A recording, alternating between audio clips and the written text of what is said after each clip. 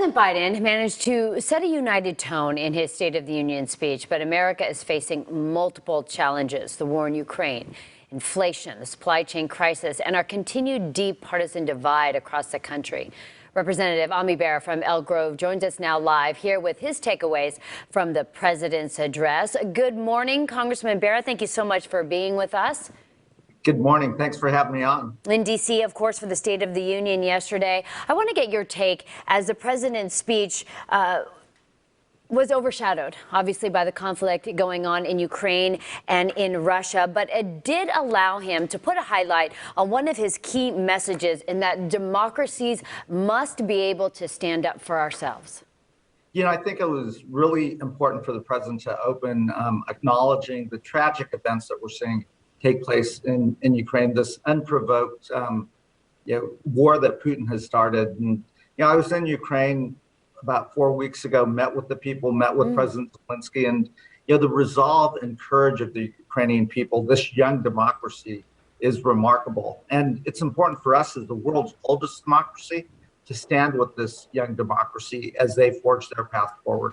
And those are the stakes. I was really heartened to see the president talk about it, but more so that Democrats and Republicans all stood together and gave a rousing ovation, indicating that we all stand with the people of Ukraine and will be there with them. Right, this rare sight of members of both parties repeatedly applauding during the president's comments about Ukraine. You had also mentioned that you were just in Ukraine. In your personal opinion, being there at the State of the Union and having just come back from Ukraine and seeing the both sides of the aisle unite, did the president bring home enough what is really going on, the crisis, and get us as Americans to really see what's really going on and to feel how it's bringing democracies together?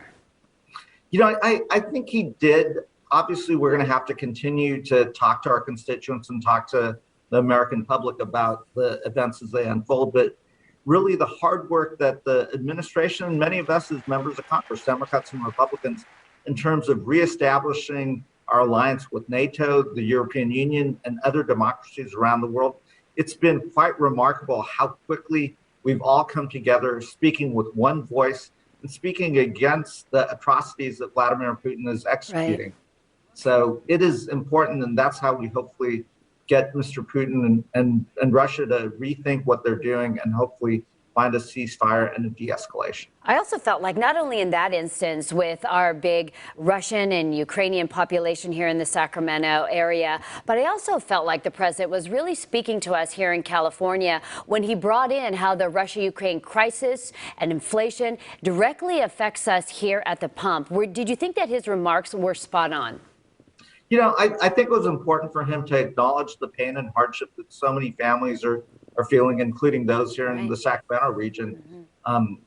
Folks who are middle class and working class, this is really eaten into their pocketbooks, the high price of gas, but also the high price of basic food products, bread, milk, et cetera. I'm glad that he acknowledged that the United States, along with other countries, are going to do everything they can to release petroleum reserves. That's hugely important.